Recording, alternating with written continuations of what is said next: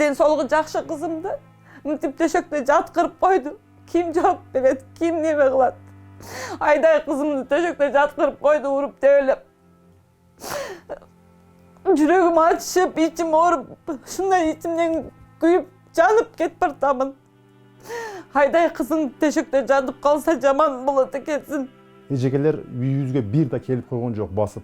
Акча жагынан да жардам берген жок да бизге. Больницага мен өзүм барып кабар алып аттым кызымдан. Дары-дармеге эч ким мындай келип жардам берип, жардам керекпи деп сураган адам болгон жок. Бул 14 жаштагы Мониканын ата-энеси. Алар кызын өткөн жылдын 19 декабрында классташы сабап койгонун айтышууда. Ал күнү Мониканын апасы аны мектепке узатып, арадан 3 саат өткөндөн кийин окуя тууралуу уккан. Балам звонок кылды, 11-класста окуйт балам. Апа, тез келиңиз, карындашымды бир кыз уруп, мурдун сындырып коюптур, апа, тез келиң деди. Кичинекей балам бар да, экөөбүз бар элек үйдө. Кандай барганын билбейм. Ошол центр жакта скорый бар, ошол жерге кандай жети барганын билбейм. Машина жок. Барсам, кызымы эки колу кан, бар жок, бүт денесинен кийимдери полный, бар жок кан. Кислород салып коюптур мурдуна.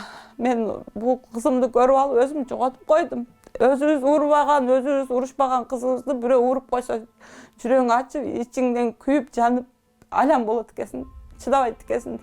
Окуя Ноокаттагы Көкжар инновациялык мектебинде сабак учурунда болгон. Мугалимдин айтымында ал күнү ооруп жаткандыктан сабактан суранып, ордуна башка мугалимди дайындап кеткен. Ошол күнү окуучулар жаңы жылга карата класс жетекчисине белек берүү үчүн акча чогултуп жатышкан. Чыр дал ушул акча чогултуудан чыккан. Мугалим Моника ал кыздын намысына тийген сөз айткан дейт.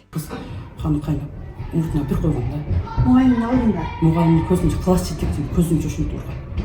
Класс жетекчи разборкага келген да ушинтип. Ошол сөз үчүн эле эме жеп калды да. Уш жеп калды. Экинчи мугалим, орус тилчи мугалим аркада туруп, ушуларды разборка эжеке сөгүндү андай деген ушулардын сөгүнгөнүн укпайын. Сыртка чыгып эле турайын, класс жетекчиси бемалал сүйлөшүп алсын классымын деп, бирок сыртка чыкканга үлгүрбөптүр, себеби моментально урган да. Моника тез жардам аркылуу Ноокат райондук ооруканасына жеткирилген. Ал жерден кыз 12 күн дарыланган. Дарыгерлер анын мээси чайкалганын жана мурду сынганын аныкташкан. 2 январда ал Ош облустук балдар ооруканасына которулуп, кыска мөөнөттүү бөлүмгө жаткырылып, мурдуна операция жасалган. Мурду сынып келгенде эми кыскача айтканда, анан шашылыш түрдө буларга операция, манипуляция деп айтылат бул. Мурдун түздөп берилген, мурду түздөлүп, жалпы интубациялык наркоз менен мурду түздөлүп, калыбына келтирип, 1 күндүк бөлүм болгондуктан эртеси күнү үйдө чыгарганбыз. Келгенде башы ооруган, анан ошо мурду жакшы дем ала албай, түн уктай албай, мурдунан кичине аз-аздан кан келип келген. Анын основной ошо сотрясениясын булар Ноокаттан алышкан экен лечение.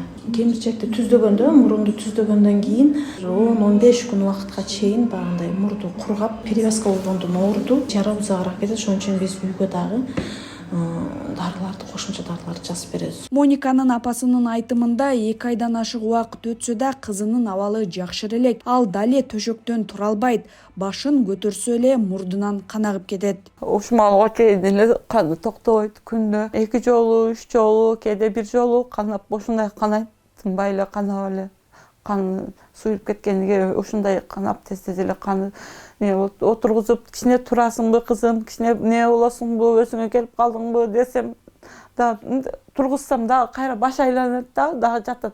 Апа, көзүм караңгылашып кетти. Апа, мен караңгылыкты каалап атам, апа деп жатып калат. Биздин кызыбыз эртең күнүгө ким жооп берип, ким неме кылат? Бизге ким жардам берип мындай кылат? Бул иш боюнча Ноокат райондук ички иштер бөлүмү бейбаштык беренеси боюнча кылмыш ишин козгогон.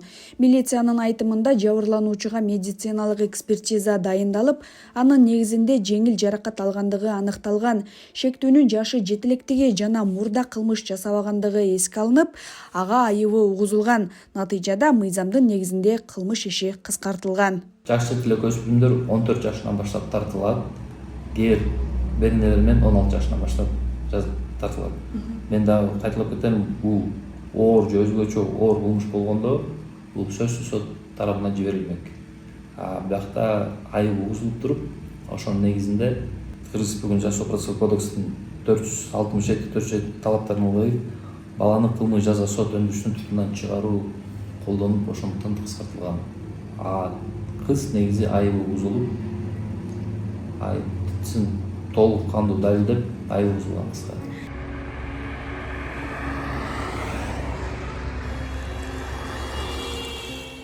Ноокат райондук билим берүү бөлүмүнүн башчысынын айтымында окуядан кийин кызматтык иликтөө жүргүзүлүп, мектептин жамаатына сөгүш берилген.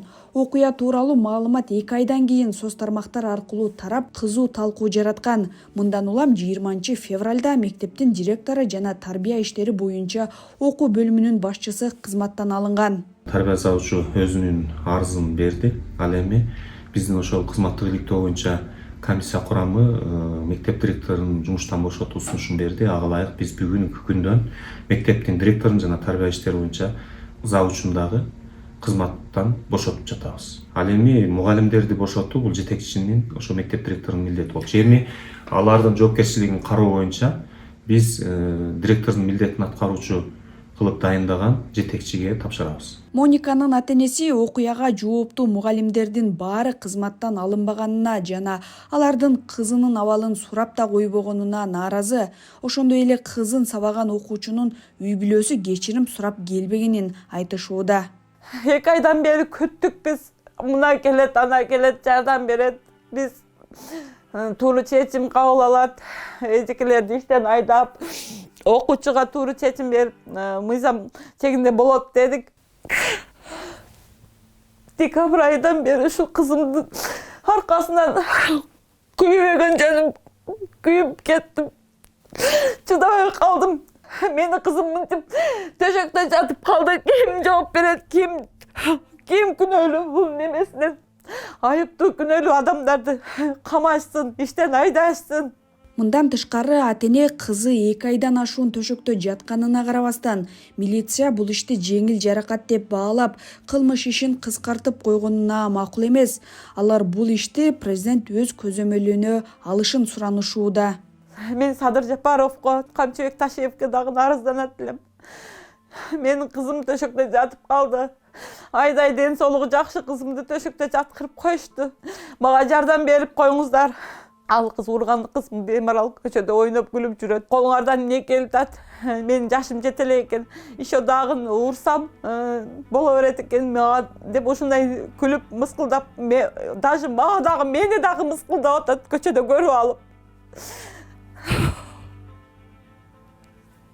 Ушул кызым ушундай болгондон бери өзүм дагы давлением болуп ооруп калдым. Камчыбек Ташиевке, Садыр Жапаровго кайрыла турган эле болуп калдык уже. Мен биздин таанышыбыз жок экен, эч ким кайрылганга болбой жатат да бизде. Урматтуу Камчыбек Ташиев, мына бул мектепте болгон окуяны сиздер дагы бир карап берсеңиздер жакшы болмок. Сиздер карабасаңыздар бул орган адамдары, башкалар эч кимси карабайт экен. Бизге мына кызымдын жабыркап мына жатканыга, төшөктө жатканыга 2,5 ай, 3 айга кетип атат. Эч ким кабар алган жок. Ошентип кыйналып отурабыз эми үйдө карап кызыбызды. Окуя боюнча сабаган кыздын атасы менен байланышканыбызда ал жаңжалды Моника баштап, классташтарынын көзүнчө кызын кемсинткенин айтты. Ал кызын намысына шек келтирген сөздөргө чыдабай, ошондо гана Мониканын мурдуна бир жолу урган деп актоодо. Ошондой эле сабаган кыздын атасы Мониканын үстүнөн арыз жазганын, бирок милиция аны кыздын өгөй атасы болгондуктан арызын кабыл албай койгонун билдирди. Ахвалы шоковый. Азыр психотерапевтке демеге психиатрга барып, ошонун өтүп келди, ошонун көрсөтүп келди, апарып текшертип. Жабырлануучунун апасынан давление күчтүү болуп атат. Кызды мен өзүм кызым кандай болсо ошентип жазалайм деп басып жүрөт. Мектепке бардырбай койду, мектепке барганга эмес бой калды. Жүрөгүм зырылдап калды дейт. Прокуратурага бардык, кысасы өз араңар мындай келишип алгыла, ушундай бир жер бир элдин адамдары кесиңер деди. Юрист Союзбек Амановдун айтымында, эгер жабырлануучу 2 айдан ашык убакыт төшөктө жаткан болсо, кайрадан арыз жазып, медициналык экспертизадан өтүшү керек. Анткени мыйзам боюнча жеңил жаракаттын мөөнөтү 14 күндөн 21 күнгө чейин деп каралган. Аманов акыркы убакта өспүрүмдөр катышкан кылмыштар көбөйүп жатканын белгилеп, аларга жана ата-энелерине карата жазаны күчөтүү зарылдыгын сунуштады. Негизинен эле айтканда бизде мыйзам чийки ушул жаш жетпегендер тарабынан жасалган укук бузуулар жана кылмыштар боюнча жоопкерчиликти күчөтүш керек да. Ата энелик укуктардан ажыратуу жөнүндө маселелер боюнча иш алып барылбайт. Ошолор алып барылган учурда мындай кылмыштардын саны азаят эле, укук бузуулардын саны азаят эле. Буга чейин Бишкектеги номер 72 мектепте 8 класстын окуучусу мектеп рекетчилигинен каза болгон. Көп өтпөй 12 февралда Ош облусунун Кара Суу районунда 9 класстын окуучусу сабалып көз жумду. Экөөнүн тең өлүмүнө жогорку класстын окуучулары тарабынан талап кылынган салык себеп болгон. Мындан сырткары 2025 жылдын башынан бери эле дагы 6 өспүрүм өз жанын кыйганы белгилүү болду.